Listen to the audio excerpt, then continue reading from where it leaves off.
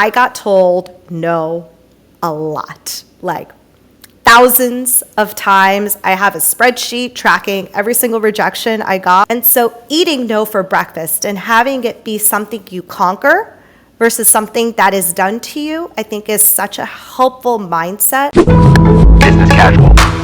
For Morning Brew, this is Business Casual, where we chat with people you know and some you may not know yet, and share stories that might surprise you about the trends and tech shaping business and your life right now. I'm your host, Nora Ali. Now let's get down to business. Today, I'm sitting down with Hitha Palepu. It's difficult to describe Hitha in just one sentence or with one label. When her team reached out to our Business Casual team, they described Hitha as a feminist, a lifelong politics enthusiast, a daughter of immigrants, a mother raising feminist sons, and a friend of yours. Well, Hitha and I hadn't actually met before this conversation, but we followed each other on socials enough to feel like we knew each other. I was looking forward to chatting with her because Hitha is a self-described multi-hyphenate. She does lots of things, I do lots of things, and it's becoming more common to do lots of things instead of choosing one job or career path. In addition to being the CEO of Roshan Pharmaceuticals and running a fund focused on investing in women-founded companies, Hitha is also the author of We're Speaking, The Life Lessons of Kamala Harris. In it, she discusses lessons about life, work, and overcoming adversity through the lens of Harris's ascent to Vice President of the United States. We covered lots of ground, and Hitha is full of approachable advice on how to thrive in work and in life. Our conversation with Hitha is right after this. Today's Business Casual is brought to you by Real Vision. We bring you some pretty insightful business stories on this podcast, at least we think so. But if you're looking to dive even deeper into the world of finance, business, and the global economy, Real Vision has got you covered. No bias, no BS. That's what you'll get with all of the on-demand videos and analysis at Real Vision. Plus, Real Vision gives you access to financial info that was largely kept behind closed doors, the stuff that's actually important and affects your wallet, investments, and your future. Ready to become a real expert in investing, business, and the economy? Get started with Real Vision's Investor Psychology course at realvision.com/businesscasual. That's realvision.com/businesscasual. Hitha, I feel like we've commented on each other's tweets a lot. We know of each other in the world of the internet, but this is our first time meeting face to face. So thanks for joining us on the pod. Thank you so much for having me. I'm thrilled to be here. I want to start with the multi-hyphenate thing, which I know you're probably tired of talking about it, but it's becoming more common now, is doing a lot of different things, not necessarily choosing one career path. Is this a phrase that you chose for yourself? Is this a part of your branding intentionally to be able to describe all the different things that you do? Yes, but it was from a very lazy intention because I did not know how to describe myself otherwise. And I was really tired of just listing everything. So I was like, I'm a multi-hyphenate and I do a lot of things. I say I'm a multi-hyphenate. I am an entrepreneur, author, and speaker. And everything I do is to advance the lives of girls, women, and those who have always been traditionally underrepresented. That's a good personal mission to have. How did you come up with that? And do you think it's important for others to figure out what that personal driving force is so you can help use that to inform the decisions you make in your career? It comes from my own experience, which I think is probably consistent with a lot of people who have mission-driven or purpose-driven brands, where I remember just being othered for most of my life, being one of the only Indian kids or South Asian kids in my class, let alone my school. In work, being one of the few women when I was in tech and life sciences, often being the youngest, and definitely being one of the few people of color. And knowing how, one, I felt in being othered, but also two, recognizing when people took the time to sponsor me and champion me and speak my name in rooms that I wasn't in, to also learn to pay it forward and to do the same for others. And I think that's how we build a more equitable world and a more fair world versus the world we have right now. And so to me, that's what gets me out of bed this morning, is how can I help make the world better today? I think that's amazing. So you are obviously raising a family. You're the CEO of a pharma company. You're a partner at a venture firm, you're a keynote speaker, you've written 2 books, you have a Substack, you have a website, the list goes on and on. How do you compartmentalize on a day-to-day basis? How do you decide what you're going to tackle in a given day or even in a given hour? And I ask selfishly because I struggle with this, doing a bunch of different businesses. What helps you? I'm like a big fan of the Pomodoro method. I think Me too. I have my clock. Let me show it to you. So can you describe it to our listeners who might not be familiar with the Pomodoro love method? a little time cube. So it basically is working in sprints of 25 minutes on, 5-minute break. And in those 25 minutes, you close out absolutely everything else to just focus on that one task. I actually don't use a time cube. I use the Forest app on my phone, because if you exit out of that app while the timer is still active, you kill a tree, which apparently that kind of very aggressive consequence is what like a direct consequence. is it works for me. And so it means I can't log onto Instagram or I can't log onto Twitter and putz around and like waste an hour of my time when I could have been focused. So I really have to be punitive with how I work, because left to my own devices, I am my own worst enemy. And I know that about myself. The second, at a more macro level, is in how to decide all the things to do. I will say there are definitely chapters for different things taking a priority. You know, truth be told, with investing, we're kind of winding that down. We have an incredible portfolio of companies, and we've made investments from extremely early stage, first check-in, to joining SPVs at a much later stage, kind of at the pre-IPO or acquisition range. And that's been a wonderful experience for us.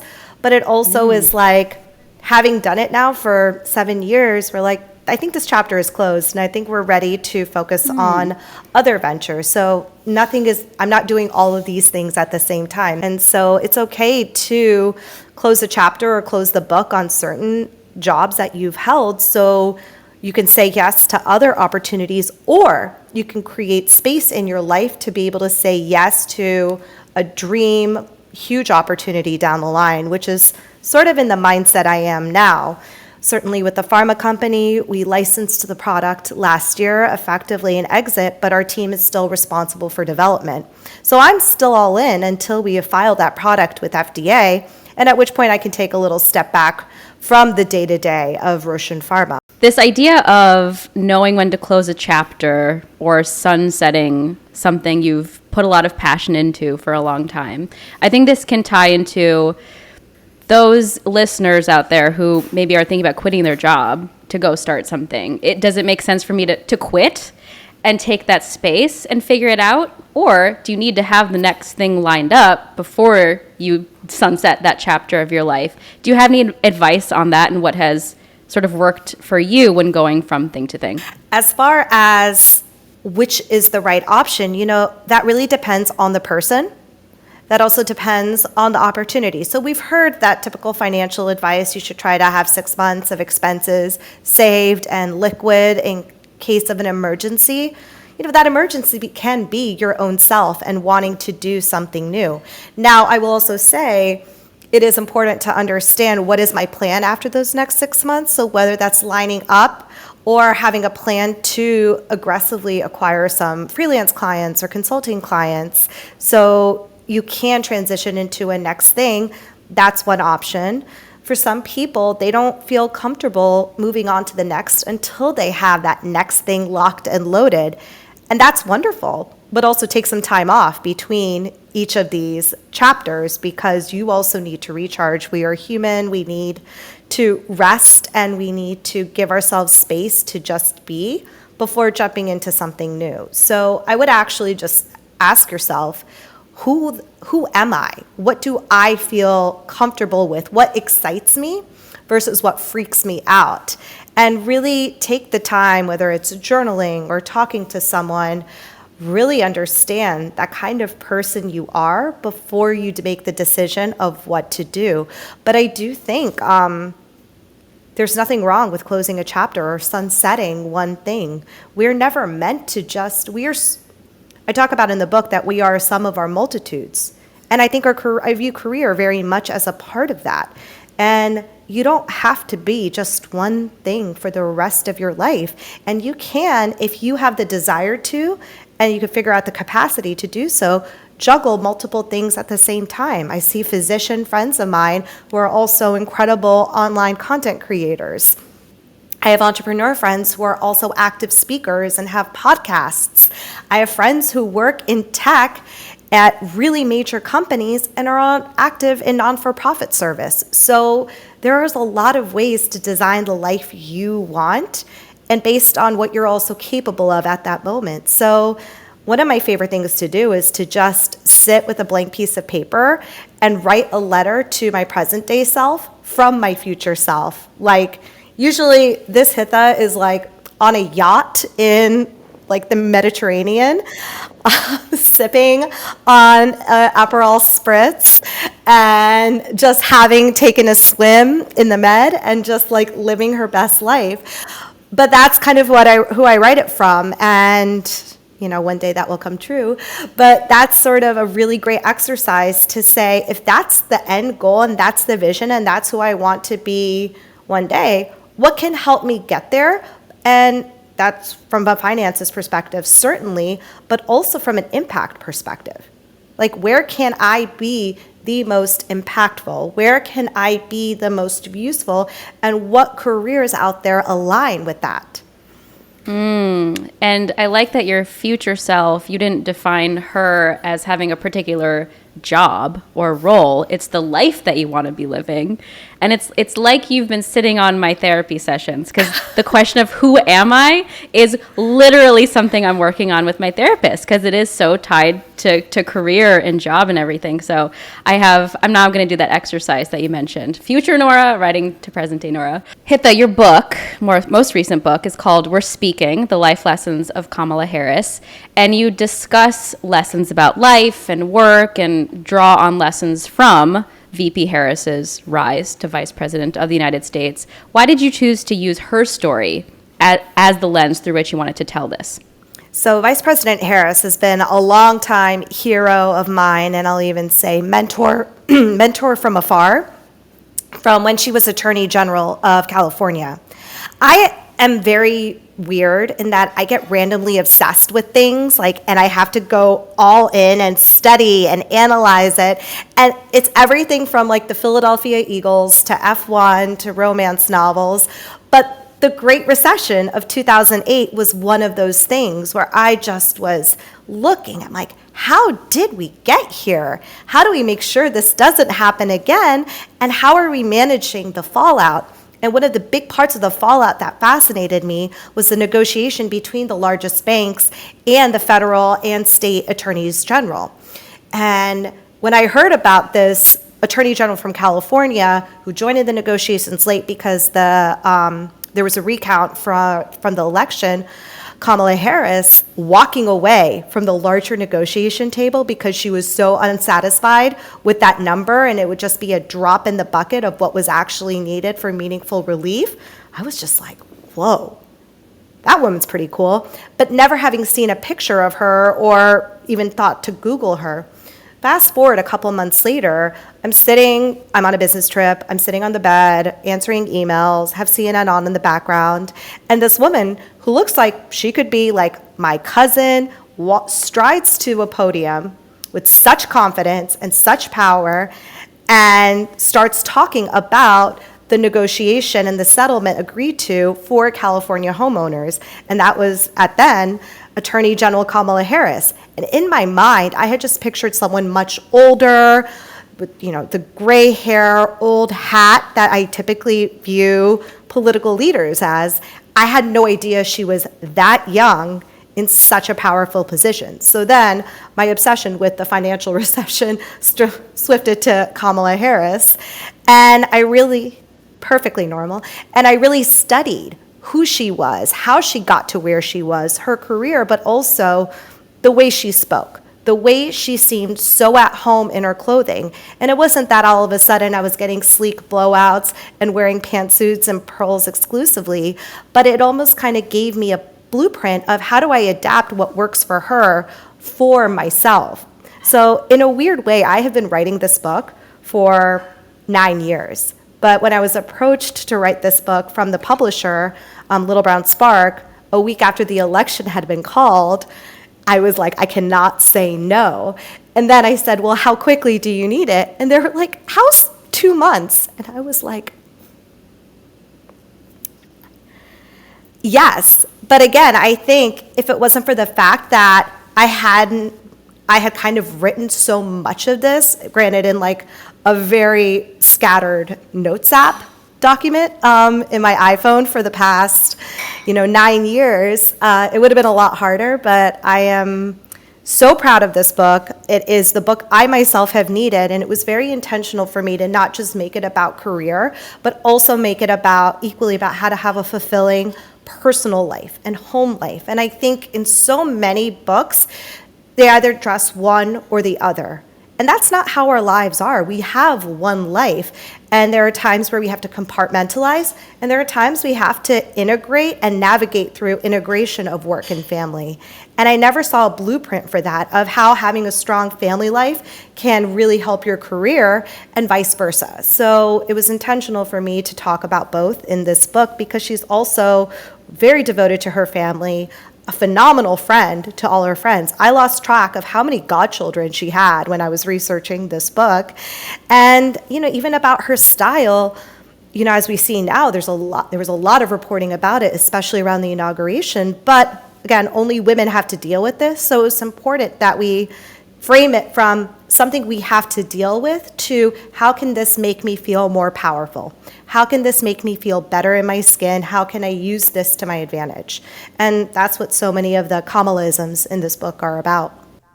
We'll get to some of the Kamalaisms in a second, but you've created this comprehensive guide. To your point, it addresses not just work, but also your life and living a fulfilled one. So when you get these random obsessions, as you call them, is there usually an end goal? Did you think your obsession with the financial crisis and then with Kamala Harris would turn into a book, or was that just a happy accident almost when you got approached? I would say it's an extremely happy accident that feels a little bit like fate. So I'm very grateful for it. No, there's no end goal with any of my obsessions. Like, I've been obsessed with Taco Bell since I was like a 7-year-old girl, and my mother had to bribe me to do well in my Bharatanatyam classes in order to get a tostada. Legit.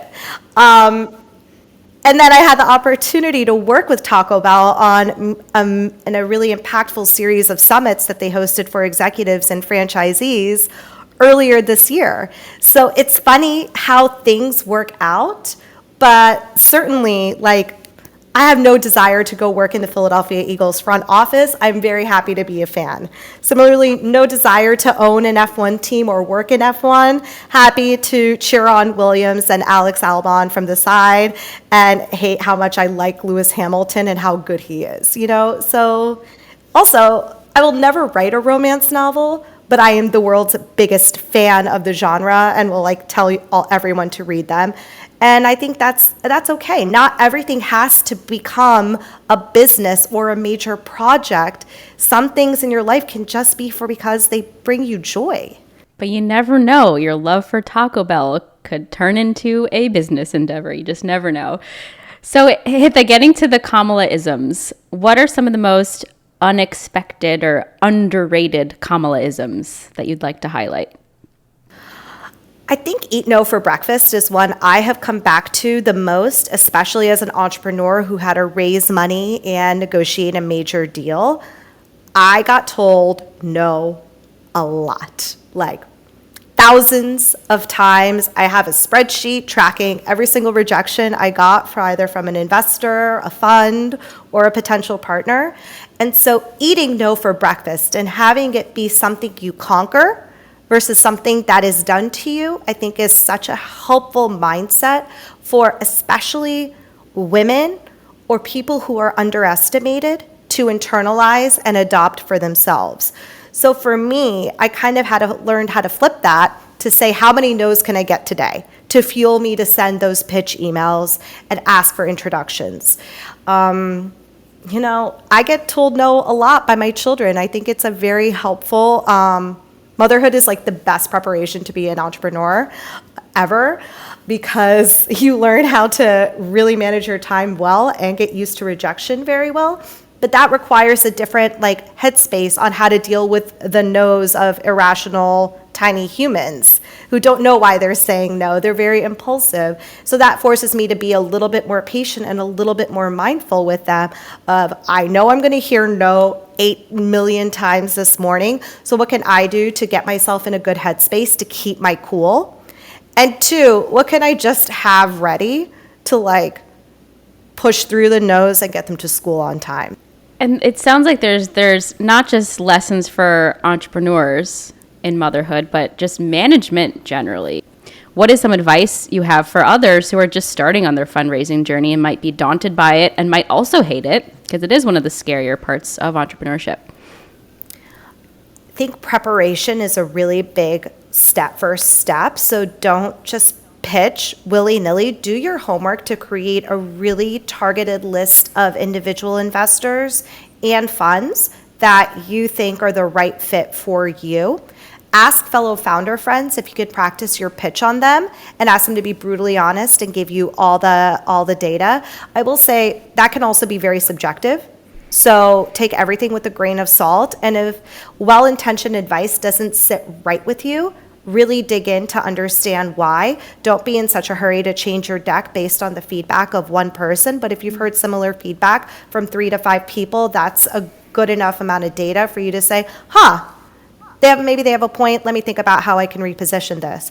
And then I'll finish with, don't pitch your dream investor first. Get a few practice sessions under your belt. Maybe get to the group that you're like, I'm not thrilled about them, but they could be a good fit. And get some of that practice under your belt before you go after the one you really want to land.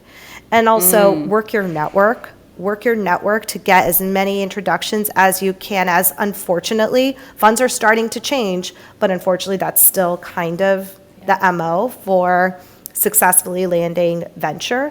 And then the last thing I'm going to say is make sure your business really requires venture or outside investors. Sometimes not all businesses need outside investors like that. If you're not building a rocket ship, you are going to have a very hard time raising from those types of institutions. So also consider and educate yourselves on other kinds of capital that is out there, because that might be a better fit for your business. So understanding, why am I fundraising, and is venture or angel investors or family offices really the right fit for the business I am building? Can I comfortably project what they need to see and do what I need to do with the capital I'm raising, and am I comfortable giving up that much of my company? I think it's become so glamorized, this idea of raising funds, because then you get published in TechCrunch and you can post it on your social media. So I think that's really excellent advice, is make sure it actually makes sense for you.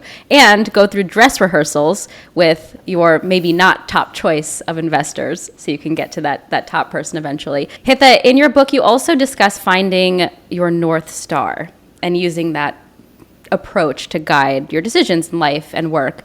What has been your process in identifying your North Star, and what do you mean by that?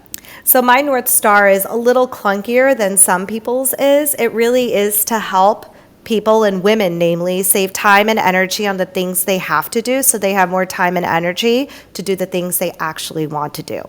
And that was sort of the underlying thesis of Hitha on the Go.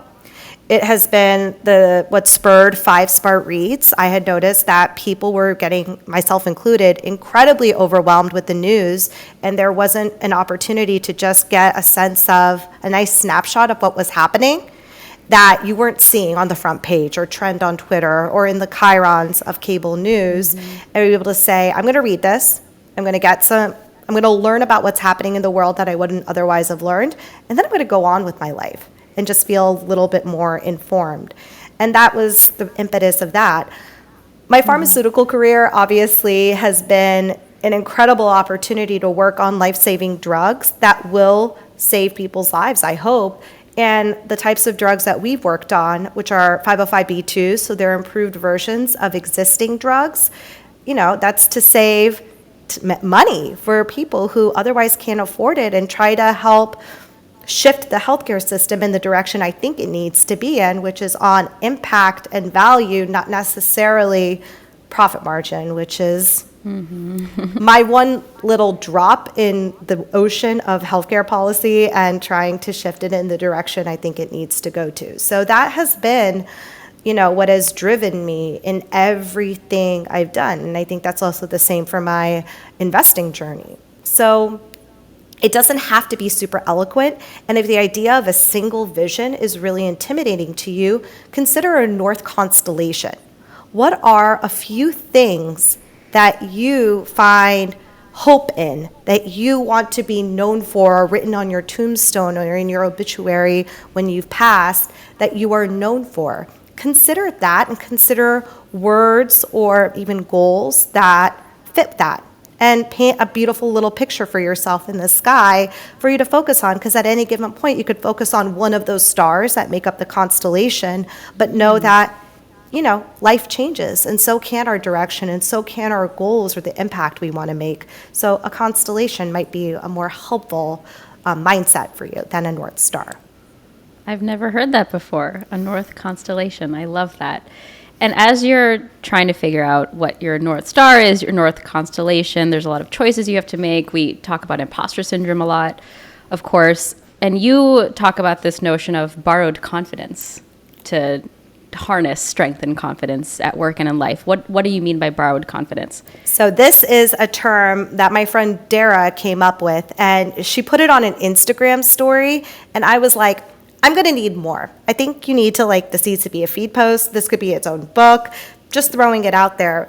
But it is this notion of how you view yourself is often defined by one little thing that didn't go according to plan.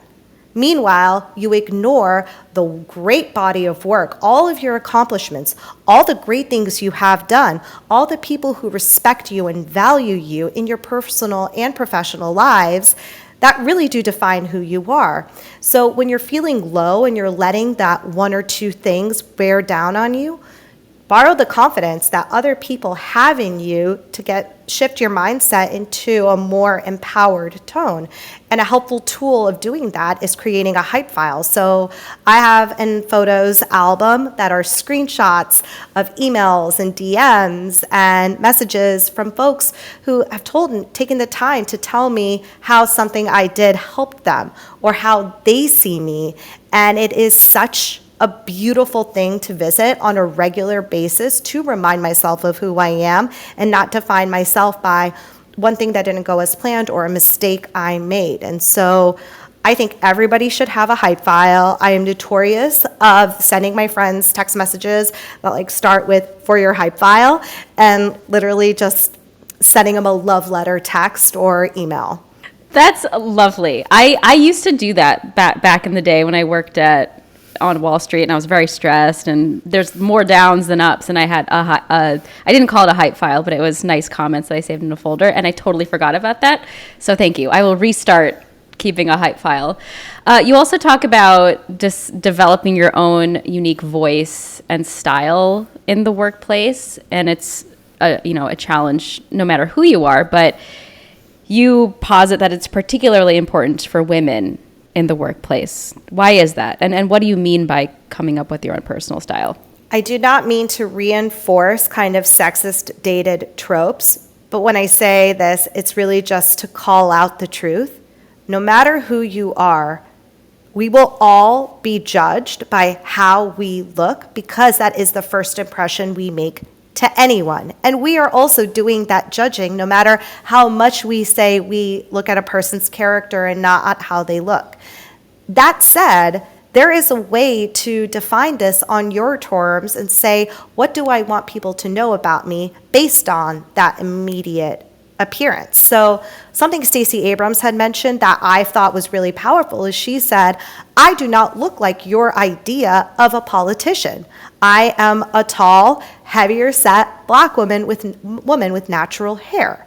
She goes, now I take the time to make sure my clothes are tailored to my body type, that I wear what makes me feel comfortable, and I go in and I have my hair styled and cut frequently so it looks neat, but it's also true to who I am. So I would say shift this from I have to look a certain way to how do I want to show up? What do I want people to know about me based on what I choose to wear and how I choose to style my hair and do my makeup and the accessories I wear? And I think when you flip the script of this is how someone will perceive me and judge me by to this is my armor and this is my war paint, it kind of can help you say, well, who am I? Who do I want to represent to the world around me? And so for me, I kind of joke that you get like, anyone gets 3 versions of me, which is like polished boss ass bitch, like decked out in like a tailored dress, like very much like the GM from Rebecca from Ted Lasso, who is my icon as well. Like a schlubby teenage boy where I'm wearing ripped jeans and old t-shirts and a baseball hat, or the future me on a yacht in Amalfi, like a crazy caftan and big jewelry and some kind of pair of ridiculous shoes that are always flats because I'm just not doing heels after the pandemic. Just no. But these different versions of yourself, I think that's why, in part, you've been able to grow your social media is your real self. It's not just this polished version of you. Just lastly, so this is where we want to know what your moonshot idea is. It's your wildest ambition, your biggest dream. It is your chance, Hitha, to shoot your shot and put it out there. My biggest dream is to be a host on The View because I have had to create really all the platforms and many of these opportunities for myself. And I would just like to be a part of something that is established, that has incredible reach. And also, I love discussing everything from the serious to the frivolous. So I would love to be one of the wise women who sits at that table every day. And that's me shooting my shot. So any producers out there, if of anyone's The View, listening, yes.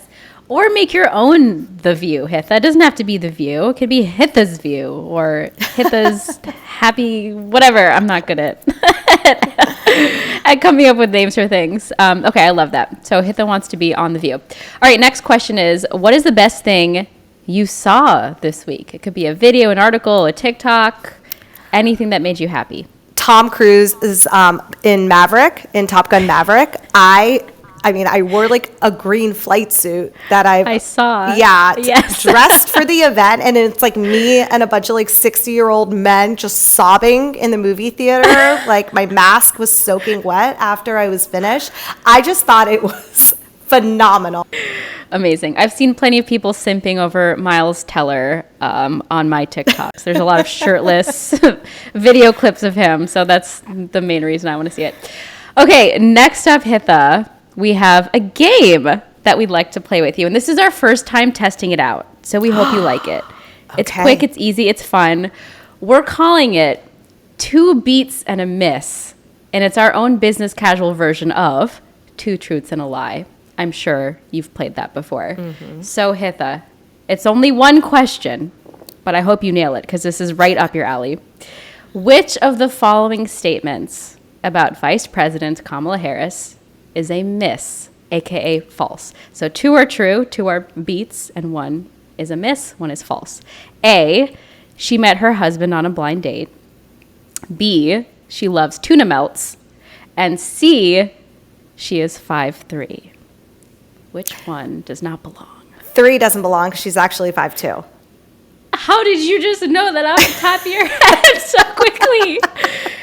Ding, ding, ding. You are absolutely right. She is 5'2". Was this part of your research or is this common knowledge? No, it was part of the research, but also I met her. I had the opportunity to meet her, and I was like, I expected you to be like 5'8". And she goes, I have tall woman energy, but I am not tall.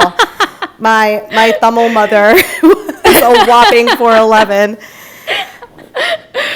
Amazing. I'm 5'2.5", so I guess I tower over VP Harris. So the tuna melt thing, I'm sure you recall this. Senator Mark Warner, who made the disgusting tuna melt, where it was like soggy. He didn't drain the tuna. He microwaved it, and then Kamala Harris did a little tutorial for him on an Instagram Live or something, and she fixed it. So I did know that one, but it's nasty. Amazing. Well, Hitha, you nailed it. Thank you for making our first time doing 2 beats and a miss a success. And thank you for joining us on Business Casual. This was so fun. Thank you so much for having me. Business casual. If you like what you saw and you like what you heard, you can listen to the entire episode of this podcast, Business Casual, anywhere you get your podcasts. And please go ahead and subscribe to the Morning Brew YouTube channel and go ahead and click on that alarm bell, that thing right there, so you can be alerted anytime there's a new video.